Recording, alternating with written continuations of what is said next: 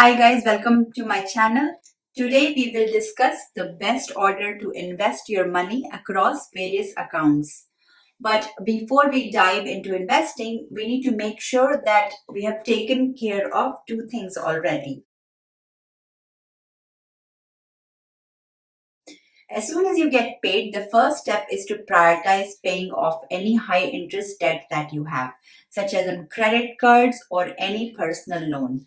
The interest on these debt can quickly snowball, making it very difficult for you to build wealth. So prioritize paying off these debts to free up money that you can ultimately invest in future. So if you have a credit card with a 20% interest rate and a balance of $5,000, you are paying $1,000 in interest annually. So take care of this first, as no investment can guarantee this much return annually. Once your debt is under control, start investing in an emergency fund to cover unexpected expenses. This fund acts as a financial safety net, which provides you with a cushion in case of any unexpected expense. Aim for a minimum of 3 to 6 months worth of your living expense in a high yield savings account. This money should be something you can easily withdraw if there's any need for it. So let's say your monthly expense is about 3,000. So aim for an emergency fund between 9,000 to 18,000 at the very least if you are single, and more if you have a family. To calculate a more accurate amount, you can use an emergency fund calculator that factors in your main living expenses. So these calculators often consider rent or mortgage payments, your utilities, your insurance, and other essential costs. So this way, you are prepared for any unexpected situation without derailing your long-term financial goals. To avoid the temptation to dip into your emergency fund for non-emergency expenses, keep your emergency fund in a separate account from other savings. So this will make sure that you can track your progress towards your savings goal. You can also automate your savings to make it easier to reach your goal over time. Keep in mind, you may have to adjust your emergency fund as your circumstances change, but you can use the emergency fund calculator on this website to get started. You can try putting different numbers and see what number for the emergency fund it comes up with. So this is the link for the website. Now that your emergency fund is in place and high interest debt is under control, it's time to take advantage of employer sponsored retirement accounts like a 401k. Many employers offer matching contributions, essentially, which is free money that can significantly boost your retirement savings. So if your employer matches 50% of your contributions, up to 6% of your salary, and you earn 50,000 a year, contributing 6% would get you an additional 1,500 from your employer. So that's an instant 50% return on your investment. Once you've maxed out your employer sponsored accounts, or if your employer does not offer a matching program, you can consider maxing out your contributions to an individual retirement account or IRA. IRAs provide tax advantages and a broader range of investment options. So choose between a traditional IRA or a Roth IRA based on your tax strategy. Let's say you contribute $6,000 annually to a Roth IRA. If your investments grow at an average rate of 7% after tax, in 30 years, you could have over $450,000 tax free for retirement.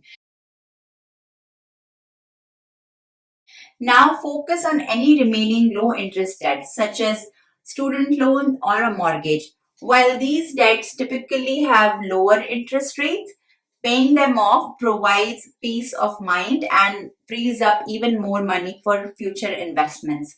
So start paying them off, and alongside you can start investing in the stock market and bond market. If you have a 200,000 mortgage at a 4% interest rate, paying it off early could save you over 140,000 in interest payments over the life of the loan.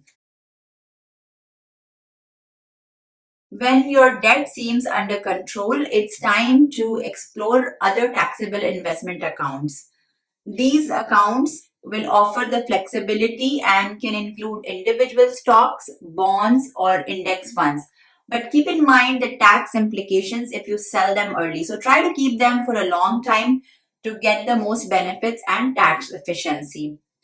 Also, it's very important to diversify your investment portfolio across various types of assets such as stocks, bonds, and mutual funds. As for me, individual stocks only comprise a very small fraction of my portfolio.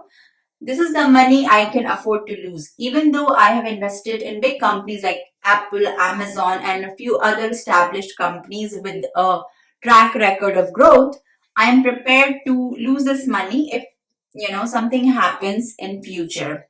Investing in individual companies always carry some risk. So most of my money is invested in low cost, broad based index funds and ETFs that track the performance of the overall market. So investing a $500 a month in a diversified portfolio with an average annual return of 8% could give you 160,000 after 10 years.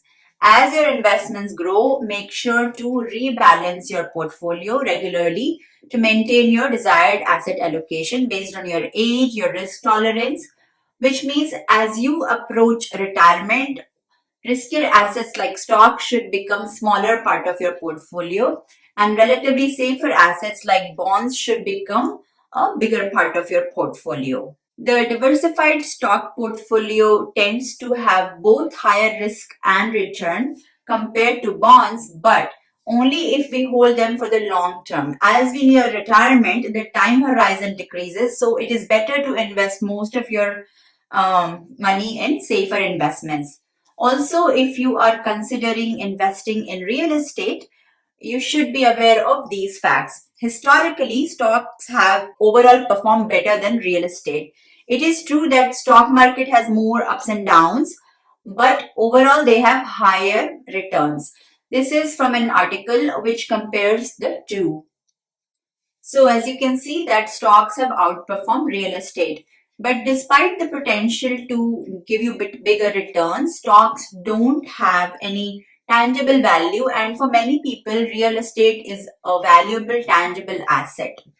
So you should consider other factors like your investment horizon, your risk tolerance before making any decision. But if history predicts the future, then overall both stock market and real estate tends to have gain in the long run. Another option is to invest in REITs or real estate investment trust. They also show superior performance compared to private real estate. So if you look at the chart from this website, it shows that this blue bar outperformed most asset classes during 1998 to 2021 period. And this is the real estate investment trust return.